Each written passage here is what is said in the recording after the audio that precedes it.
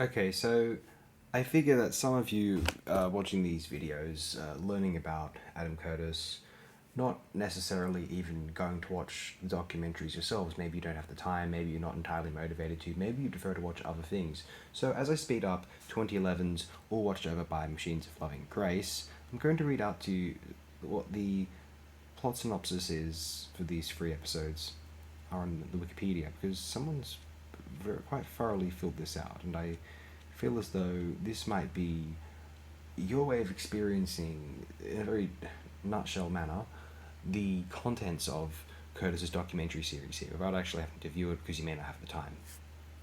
So here we go.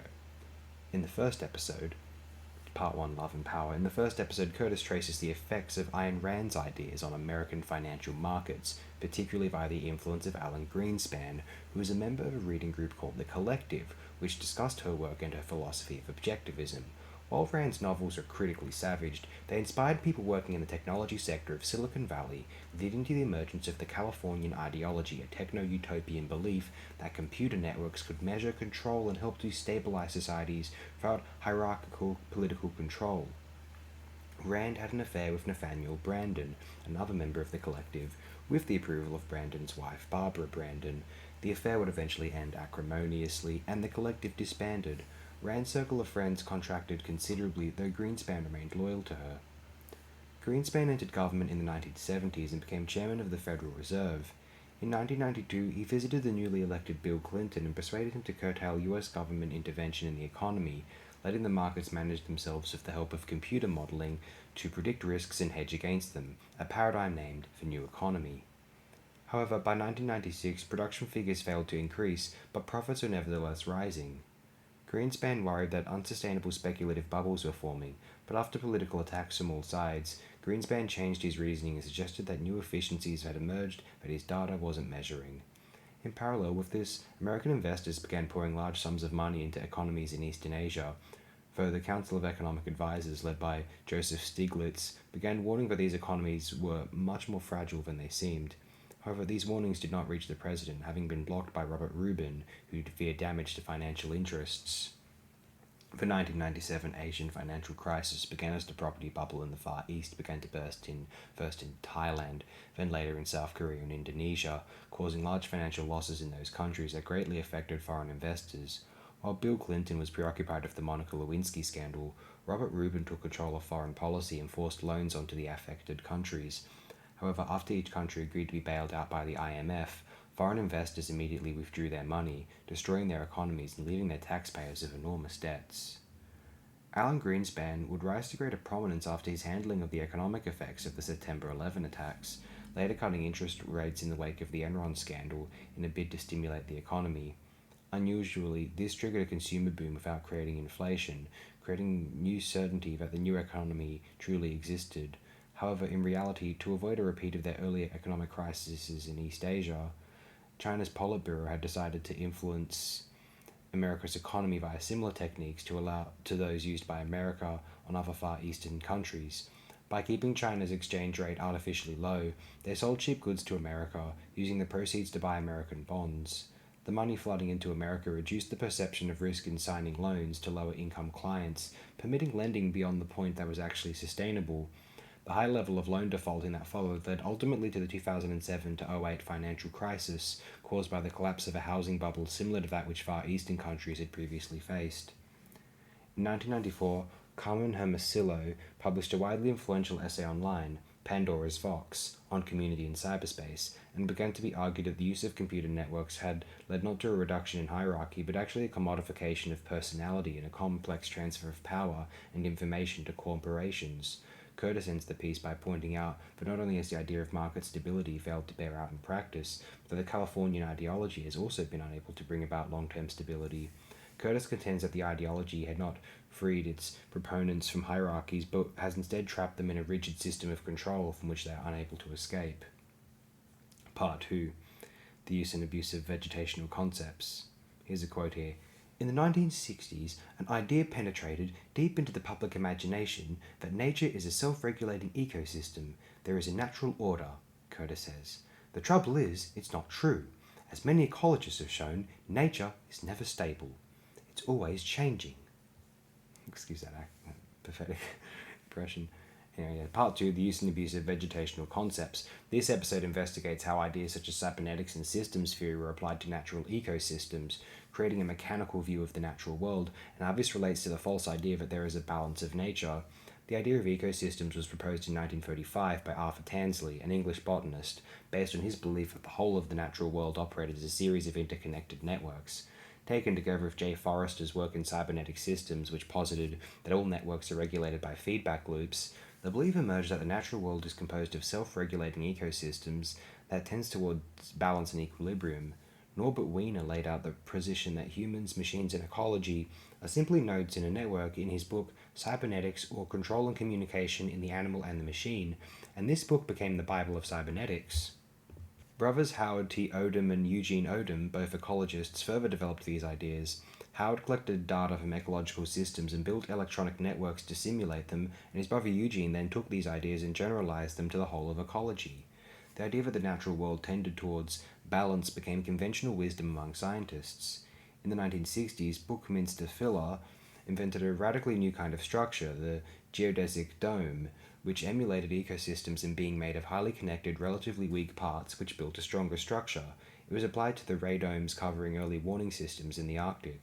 His other system-based ideas inspired the counterculture movement. Communes of people who saw themselves as nodes in a network without hierarchy and applied feedback to try to control and stabilize their societies used his geodesic domes as habitats. Around this time, Stuart Brand filmed a demonstration of a networked computer system with a graphics display, mouse, and keyboard that he believed would save the world by empowering people in a similar way to the communes to be free as individuals. In 1967, Richard Brautigan published a poetry work, All Watched Over by Machines of Loving Grace, which promoted the idea of a cybernetic ecological utopia consisting of a fusion of computers and organisms living in perfect harmony and stability. By the 1970s, new challenges emerged that could not be solved by normal hierarchical systems such as overpopulation, limited natural resources, and pollution. J. Forrester applied systems theory to the problem and drew a cybernetic system diagram for the world. This was turned into a computer model which predicted population collapse. This became the basis of the model that was used by the Club of Rome, and the findings from this were published in the Limits to Growth. Forrester then argued for zero growth in order to maintain a steady equilibrium within the capacity of the Earth. However, this was opposed by many people within the environmental movement, since the model did not allow for people to change their values to stabilize the world, and they argued that the model tried to maintain and enforce the current political hierarchy. Critics compared Forrester's ideas to a dispute between Arthur Tansley and Field Marshal Jan Smuts. Smuts had invented a philosophy called holism, where everyone had a rightful place, which was to be managed by the white race, which Tansley called an abuse of vegetational concepts. The 70s protesters claimed that the same conceptual abuse of the supposed natural order was occurring, that it was really being used for political control. The belief in the stability of natural systems began to break down when a study was made of the predator-prey relationship of wolves and elks. It was found that populations of predators and prey had varied wildly over centuries. Other studies then found huge variations and a significant lack of homeostasis in natural systems. George Van Dyne then tried to build a computer model to try to stimulate a complete ecosystem based on extensive real-world data to show how the stability of natural systems actually worked. To his surprise, the computer model did not stabilize like the Odum's electrical model had. The reason for this lack of stabilization was that it used extensive data which more accurately reflected reality, whereas the Odums and other ecologists had ruthlessly simplified nature. The scientific idea had thus been shown to fail, but the popular idea remained in currency and even grew as it apparently offered the possibility of a new egalitarian world order. In 2003, a wave of spontaneous revolution swept through Asia and Europe. Coordinated only via the internet, nobody seemed to be in overall charge, and no overall aims except self-determination and freedom were apparent. This seemed to justify the beliefs of the computer utopians. However, the freedom from these revolutions lasted for only a short time, with most of the countries falling back into political corruption almost immediately.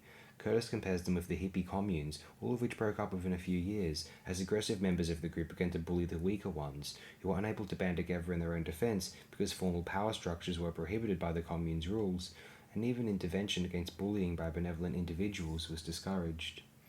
Curtis closes the episode by stating that it has become apparent that while the self-organizing network is good at organizing change, they fail to provide direction for determining what comes afterwards.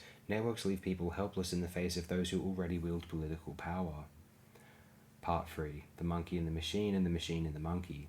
This episode looks into the selfish gene theory invented by William Hamilton, which holds that humans and machines controlled by genes. Curtis also covers the source of ethnic conflict that was created by Belgian colonialism's artificial creation of a racial divide and the ensuing slaughter that occurred in the Democratic Republic of the Congo, which is the source of raw material for computers and cell phones.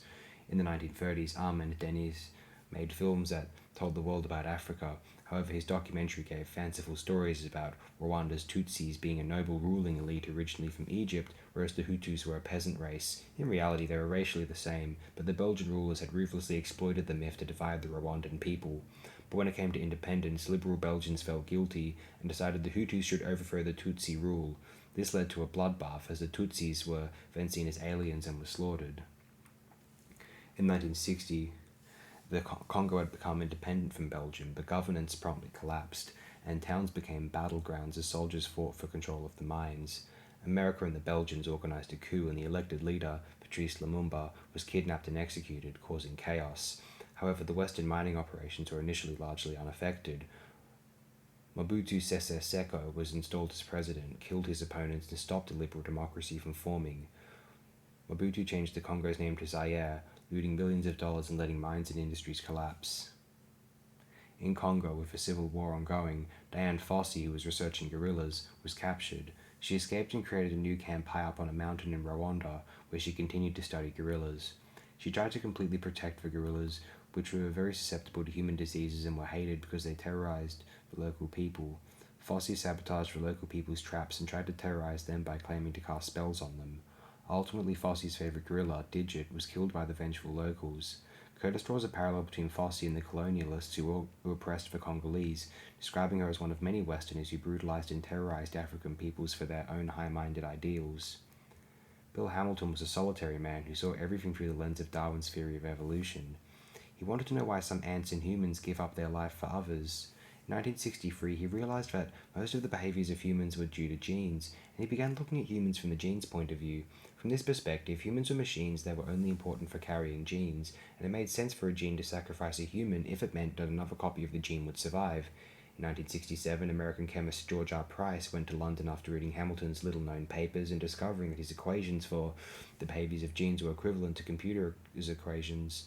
He was able to show that these equations explained murder, warfare, suicide, goodness, and spite, since these actions could help the genes.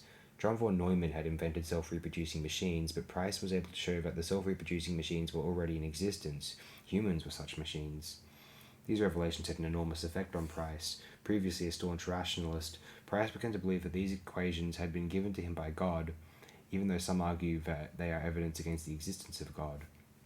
In 1973, after converting to extreme Christianity as a last chance to disprove the selfish gene theory's gloomy conclusions, Price decided to start helping poor and homeless people, giving away all his possessions in acts of random kindness. These efforts utterly failed, and he came to believe that he was being followed by the Hound of Heaven. He finally revealed, in his suicide note, that these acts of altruism brought more harm than good to the lives of homeless people. Richard Dawkins later took Hamilton and Price's equations and popularized them, explaining that humans are simply machines created by the selfish genes.